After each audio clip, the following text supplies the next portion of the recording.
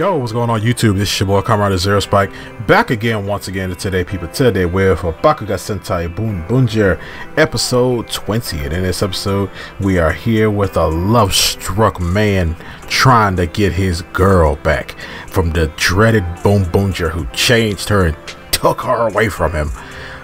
Basically, yeah. The guy we saw way back in like what, episode 1? Like 1 or 2, who was Mira's boyfriend slash fiance. They were getting ready to go to New York together. Yeah, he has returned in this episode and he wants Mira back, and we see that the Hashirasans basically take advantage of this, and we get a new basically like a new concept, or like a new thing that Cannonball has created, to where he can create a device that lets humans control auto monsters while also absorbing gas line from said human and other humans. And I feel like we're going to see this concept a lot more. I feel like we're going to see this again, because there's no way you could just have a concept like this and just throw it away. Like, I feel like we have to see this concept again, because it's something that's like kind of like just too crucial. Like, this can't just be a one and done. I hope it's not. I mean, it can be. I mean, they can just do this and just move on and be like, all right, whatever. But I hope that this concept, this idea that Cannonball has done, it is at least done a few more times. Let's say maybe two, 3 more times, because it's technically like a great idea. It's a great plan for them, especially since they're trying to get gasoline from people. And you know, like you just have a human control an auto monster and have them try to go off and do something based on their desire. Why not just keep doing that? You know, like, and he could probably learn. And it's Cannonball, he's like a scientist, he's experiments and stuff like that. So, you know, like, this could be something that this could be like a whole nother little experiment for him to do to keep it going. So, but yeah, so essentially they get him aboard. They basically, you know, get him aboard because like he was in this restaurant, he's crying over Mira and talking about how much he kind of like hates the Bunbunjer, and you know, he feels like they manipulated her into joining them and stuff like that, because you know, she's easily manipulable. She's easily manipulated, and you can get her to do whatever you want to do if you're just nice to her and promise her some stuff, which is sort of true. Mira's kind of like that super carefree childlike character in the group, so it's sort of true. But at the same time, that's not what they did to Mira, and Mira made her own choice to be part of the Bunbunjer. So he doesn't, you know, realize that at first, but this auto monster that we see in this episode is supposed to be like a bowl. He's like I don't know what they're called, but they're one of those bowls that also have the cap on top of it, and it basically to keep like the food warm and things like that. So he's essentially that, and his gimmick is that he's able to capture people by throwing a bowl at you and like putting you on his shoulder inside. And when you're in the bowl, you're basically like in this like little pocket dimension and you're floating in soup. You're floating in miso soup, which is miso soup is very delicious. I need some of that. But yeah, she's like, you know, you're floating in that, and then he basically does that to Mira. And when he captures Mira, his whole idea is to capture Mira and bring her back to him, and you know, that's really just it. But we see that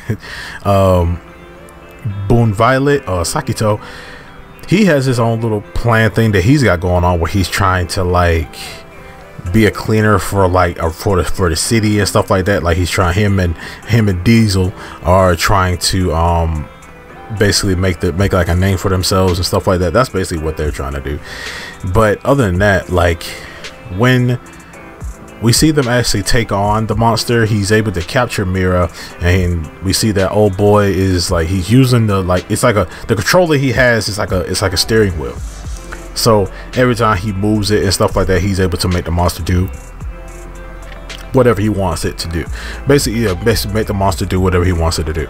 And they're fighting him and stuff like that. We see that the monster is very, very tough. Like, all he has to do is turn around, and basically he has like a shield and stuff like that. He's very hard to hit. And we see that Mira, while she's in this little miso soup pocket dimension, she's like really, really comfortable inside of it. So after a while, she's just sitting there like relaxing in it. But after a while, she actually starts to, like, you know, try to break herself out. And yeah, but then they do get her out. And when they do get her out, she rages and starts fighting the monster, all about like fighting the monster about herself and stuff.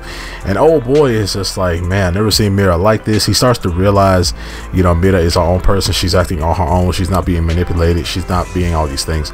And even, you know, Taya was trying to like basically convince him of the same thing, but he really just had to see it for himself in person, so he can like understand who Mira, like understand Mira, what she really is and things like that.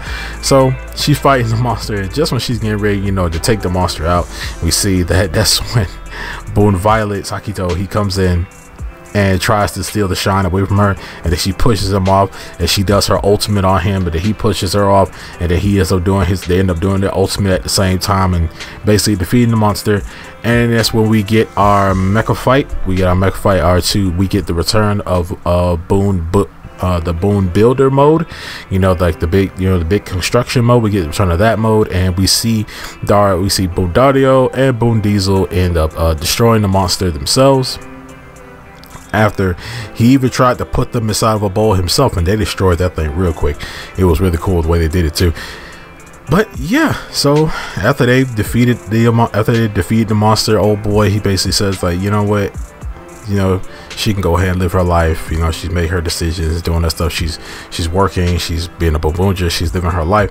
So I'm just gonna go and live my life, man. We see her like coming out of the flower shop she's working at, and when she comes out of the flower shop, we see a plane go pat, like a plane fly, flying above her, and I guess that's basically symbolism for her ex-boyfriend, you know, going to New York. So yeah, man, this was a kind of a wholesome, fillerish kind of episode. Had like a Mira giving Mira her own, giving Mira another episode to herself and stuff like that. It was cool.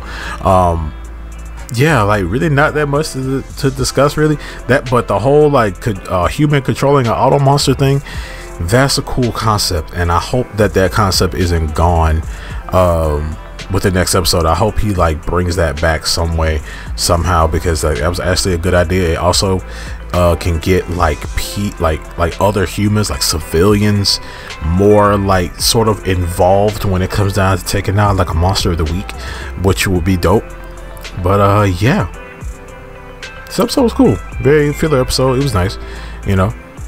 Not really anything plot heavy going on and stuff like that. Yo, just a little filler episode to pan out the time. But other than that, you guys let me know down in the comment section below what you guys think about this episode of Bakugan Sentai Boonja. Did you like it? Did you hate it? What do you think about the concept of humans controlling auto monsters and stuff, and you know, Cannonboard making that a whole like thing? Like, what do you guys think about that?